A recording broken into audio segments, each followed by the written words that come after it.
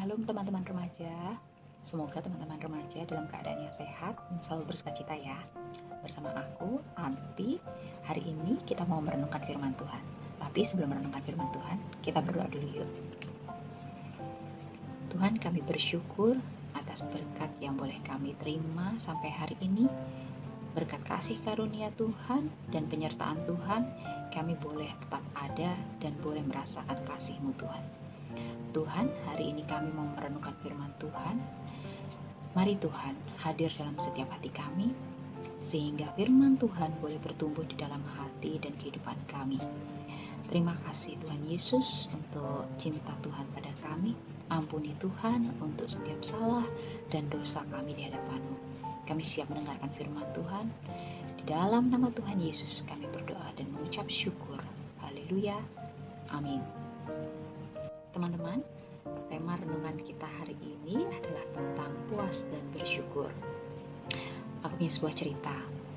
Ada seorang anak bernama Jeremy. Jeremy ini memiliki sepasang sepatu yang sudah usang dan pakaian yang biasa aja. Nah, Jeremy ini kemudian pergi bermain ke taman. Bertemulah dengan anak yang pertama. Anak pertama ini memiliki sepatu dan baju yang ya lumayan lah, bagus dan rapi. Jeremy akhirnya minder nih, kemudian pergilah dia. Saat pergi, bertemu berpapasan dengan anak yang kedua.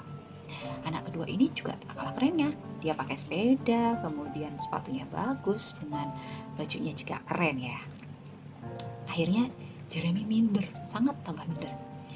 Akhirnya Jeremy duduklah di sebuah bangku taman. Ternyata di sebuah bangku taman itu ada anak yang ketiga. Nah, anak ketiga ini saat dilihat, wow, sepatunya baru, bukan keren lagi tapi baru dengan merek yang baru. Oke. Kemudian dia lihat bajunya. Wow, bajunya juga keren dengan jaket yang bagus, dengan baju kaosnya yang cool gitu ya. Nah, Jeremy merasa dirinya melihat, wow, aku kayak gembel ya. Kayak gembel gini, sepatu bolong, sepatunya robek, usang, bajunya juga kumal. Akhirnya Jeremy sangat malu. Kemudian dia berlari dan jatuh di bawah pohon. Saat duduk jatuh di bawah pohon, Jeremy melepaskan sepatunya, marah sama sepatunya. Hei sepatu, kenapa hanya kamu sepatu yang aku miliki? Kenapa aku tidak bisa memiliki sepatu yang keren seperti anak yang tadi? Aku ingin sepatu keren seperti yang dipakai sama anak yang duduk di kursi tadi. Sepatunya baru, bagus, bajunya juga keren. Aku hanya miliki kamu. Andaikan aku bisa bertukar hidup dengan anak itu, aku pasti akan sangat bahagia. Tiba-tiba Jeremy tertidur dan Tuhan mengabulkan keinginannya. Dia bertukar hidup dengan anak yang tadi duduk di kursi itu ya. Setelah bertukar hidup, Jeremy terbangun. Hah? Apa ini? Kenapa ada sepatu baru di kakiku? Wow, ini juga baju dan jaket yang keren. Yang anak tadi itu pakai. Wah, ternyata doaku dikabulkan. Wah, aku bisa mendapatkan baju dan sepatu yang sekeren ini. Berarti hidupku ini sangat luar biasa, kata Jeremy. Kemudian anak yang sudah bertukar jiwa tadi, bertukar hidup, tidak kalah senangnya. Dia berlari, dia senang memutar-mutari pohon dan lain sebagainya. Tiba-tiba seorang ibu-ibu dengan kursi roda menghampiri Jeremy. Kemudian memapah Jeremy untuk duduk di kursi roda. Jeremy terkaget-kaget dan betapa terpukulnya Jeremy melihat ternyata kondisi anak yang dia pikir baik-baik saja dan yang keren itu tidak sebagaimana dia rasakan. Ternyata anak itu tidak bisa berjalan. Akhirnya Jeremy pun merasakan bahwa hidup anak itu sangat tidak baik-baik saja. Nah, teman-teman, di Filipi 1 ayatnya yang ke-20 sampai 23. Yuk kita sama-sama baca yuk. Apa hubungannya cerita tadi dengan ayat yang kita mau baca? Sebab yang sangat kurindukan dan kuharapkan ialah bahwa aku dalam segala hal tidak akan beroleh malu, melainkan seperti sedia kala. Demikian pun sekarang, Kristus dengan nyata dimuliakan di dalam tubuhku, baik oleh hidupku maupun oleh matiku. Karena bagiku hidup adalah Kristus dan mati adalah keuntungan. Tetapi Jika aku harus hidup di dunia ini, itu berarti bagiku bekerja memberi buah. Jadi mana yang harus kupilih? Aku tidak tahu. Aku didesak dari dua pihak. Aku ingin pergi dan diam bersama-sama dengan Kristus. Itu memang jauh lebih baik. Demikian firman Tuhan. Nah, teman-teman, judul dari bacaan kita hari ini adalah kesaksian Paulus di dalam penjara. Tentu kondisi Paulus di dalam penjara tidak baik-baik saja, bukan? Pasti merasakannya hal yang tidak enak, sama seperti kondisi kita saat ini. Merasakan kondisi yang mungkin semuanya serba dibatasi. Belajar juga terbatas, tidak belajar secara langsung ya. Kemudian kita juga banyak disibukkan dengan pekerjaan-pekerjaan rumah, PR, tugas. Kemudian kita juga terbatas bertemu dengan teman-teman, ngobrol pun terbatas, makan pun bersama teman juga terbatas. Terlebih lagi, kita juga terbatas di dalam mengikuti persekutuan ya, atau mengikuti ibadah. Nah, kita tentu rindu akan hal-hal yang sudah biasa kita lakukan. Nah, itulah cerita dari tadi Jeremy, tentu merindukan sepatu usangnya ketika dia memiliki segalanya, tetapi dia terbatas tidak bisa berjalan dan lain sebagainya. Tentu kebiasaan Jeremy yang biasa berlari, biasanya bermain dengan bebas kemanapun yang dia suka, kemudian terbatas duduk di kursi roda hanya demi sepasang sepatu. Nah, teman-teman, miris bukan ya? Tentu rasanya bagaimana aku bisa puas? Terlebih lagi bagaimana aku bisa bersyukur kalau kondisiku seperti ini, atau kondisinya seperti Jeremy, tidak bisa apa-apa, terbaring sakit, tak berdaya. Tetapi Paulus di dalam surat Paulus kepada jemaatnya di Filipi mengatakan bahwa ayo dong, kita puas. Kenapa kita puas? Karena kita mengerjakan apa yang Tuhan perintahkan di dalam hidup kita. Meskipun Paulus di dalam penjara dengan kondisi tidak enak, tetapi dia merasakan kepuasan karena apa yang Tuhan perintahkan untuk menyebarkan Injil, untuk memberikan pemberitaan tentang Injil, itu boleh terjadi meskipun di dalam penjara. Banyak orang yang bisa terselamatkan, banyak jiwa-jiwa yang merasakan, ini loh kasih karunia Tuhan itu seperti ini. Nah, di ayatnya ke-18 kita bisa lihat nih, kenapa Paulus kok bisa dibilang puas atau bersuka cita, dan terlebih lagi bisa bahagia di ayat ke-18.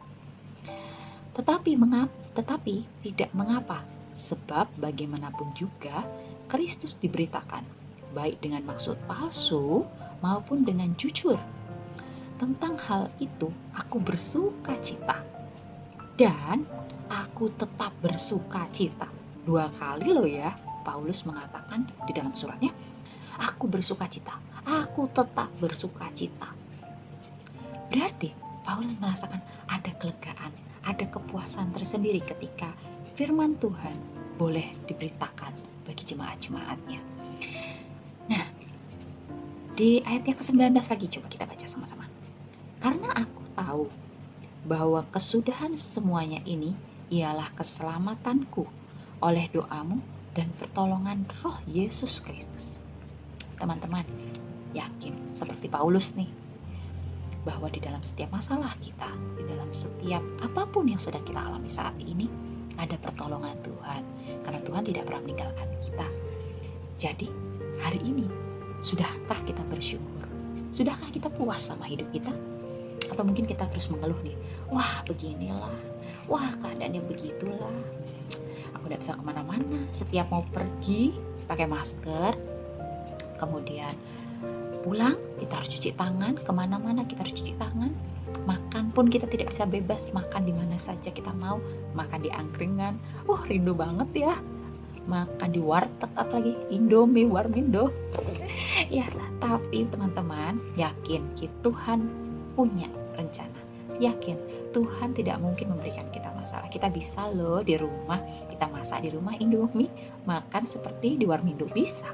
Kita bisa di angkringan bawa pulang, kita olah kembali, jadilah makan angkringan di rumah. Banyak hal yang bisa kita lakukan ya teman-teman, selama kita mau berubah, selama kita mau puas dengan keadaan kita. Tetapi puas dengan keadaan kita belum berarti kita itu oke lah, kita tidak usah melakukan apa-apa, aku kan sudah puas, bukan ya teman-teman. Tapi kita puas dengan rasa syukur, kita puas dengan apa yang keadaan kita saat ini, tetapi tetap kita boleh menjalani hidup kita dengan lebih baik ke depannya pastinya. Sehingga apa yang Tuhan mau terjadi di dalam hidup kita itu boleh tetap berlangsung, tetap terjadi. Misalnya teman-teman memiliki talenta untuk bermain musik, bernyanyi, ataupun dance mungkin, ataupun banyak hal lainnya yang bisa Tuhan berikan kepada kita. Tetapi Tuhan mau nih kita mengembangkan apa yang Tuhan sudah berikan, itu tetap boleh terjadi di dalam hidup kita. Kita boleh bermusik, berkarya, boleh tetap bernyanyi, tetap boleh dance, banyak hal yang bisa kita lakukan hari ini. Di rumah, kenapa tidak? Kita bisa melakukan hal-hal yang positif. Kemudian mungkin kita bisa konferensi ataupun kita bisa Zoom bersama teman-teman. Ya, banyak yang bisa kita pergunakan di dalam kehidupan kita. So, teman-teman, jangan lupa kita harus merasa puas dan kita patut bersyukur. Tuhan lebih cinta kita. Oke? Tetap bersyukur teman-teman. Terus berkarya dan terus nyalakan pelitamu ya. Amin.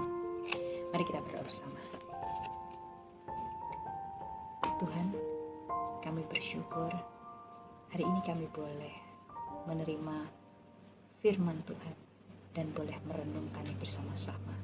Terima kasih Tuhan untuk penyertaan Tuhan di dalam hidup kami, sehingga kami boleh mengatasi setiap permasalahan yang datang dalam kehidupan kami.